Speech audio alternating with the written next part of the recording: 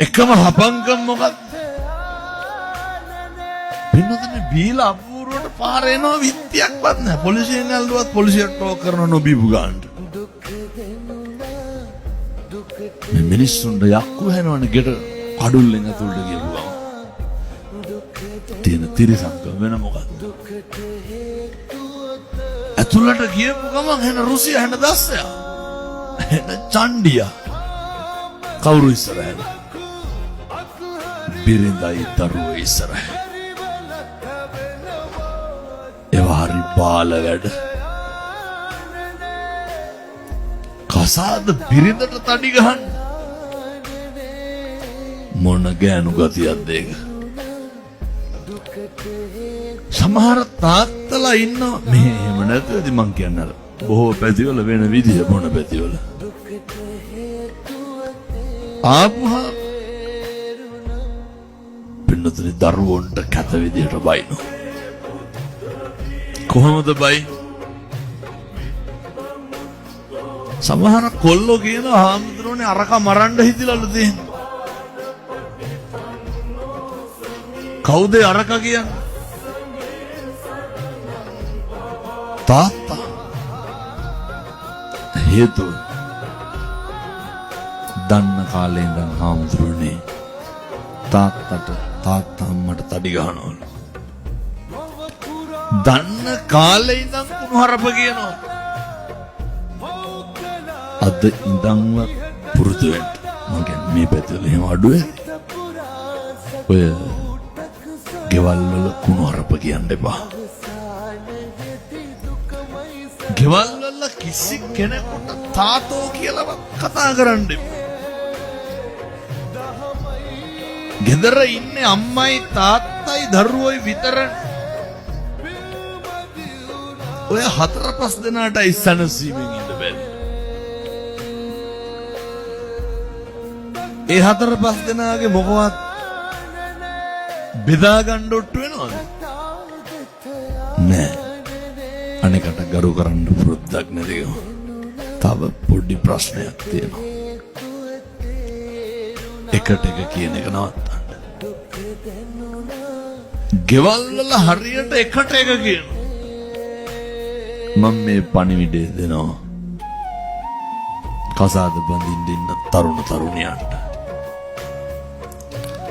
මං කොල්ලොන්ටත් කියනවා ඔය මම මේ කියන ටික කරන්න බැයි නම් බඳින්න එපා. මං තරුණියන්ටත් කියනවා මම මේ කියන ටික කරන්න බැයි නම් බඳින්න එපා.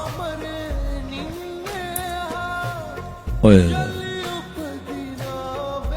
යරමන්තර යාළු වෙලා ඉන්න කාලේ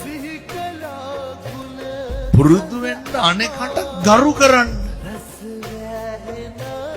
වෙනදම විශ්වවිද්‍යාලයට යනකොට උසස් පෙළ විශ්වවිද්‍යාලෙත් පුදුම විදියට යාළු වෙලා ඉන්න කපල් කොල්ලෝ කෙල්ලෝ කුණුහරුපෙන් බැන ගන්න. මේ තව බැඳලත් මරණට පින්නතුනි බැඳොත් එහෙම. දුම විදිහට මම හැම කෙනෙක්ගෙම අහන්නේ ඔය ජීවිතේ වැඩිපුරම සැක කරේ අපිවද අනුමද? කවද්ද කියන්න බෑන්ද? ඔයත්තුම සැක කරපු දවසක් තියෙනවා. අපි සැක කරන්නේ කවුද? අපි සැක කරන්නේ අනේකව.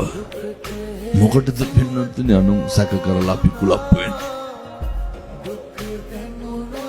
වෙන කාගේවත් චර්යාවක් ගැන සැකෙන් බලලා කාගේද ලේ ටික පිච්චෙන්නේ? මොකටද? ඒ නිසා ජීවිතේ අනේකට ගරු කරන්න බැරි නම් කසාද බඳින්න එපා. අනේකට ඇහුම්කම් දෙන්න බැරි නම් කසාද බඳින්න එපා. අනේක පිළිගන්න කැමති නැත්තම් දැන් ඔය කෙවල්ල කවදාවත් හොඳක් කියනවද? ගෙවල් වල අගය කිරීමක් තියෙනවද? ගෙවල් වල ඇගීමක් තියෙනවද? කිසි දෙයක් නැහැ. මම බොහොම කරුණාවෙන් දේශනා කරන්නේ මේ පින්නතුන්ට. කාලෙකින් හම්බෙච්ච මනුෂ්‍යාත්ම භාවය තුල වචනකින්වත් පවුනම් කරන්න එපා.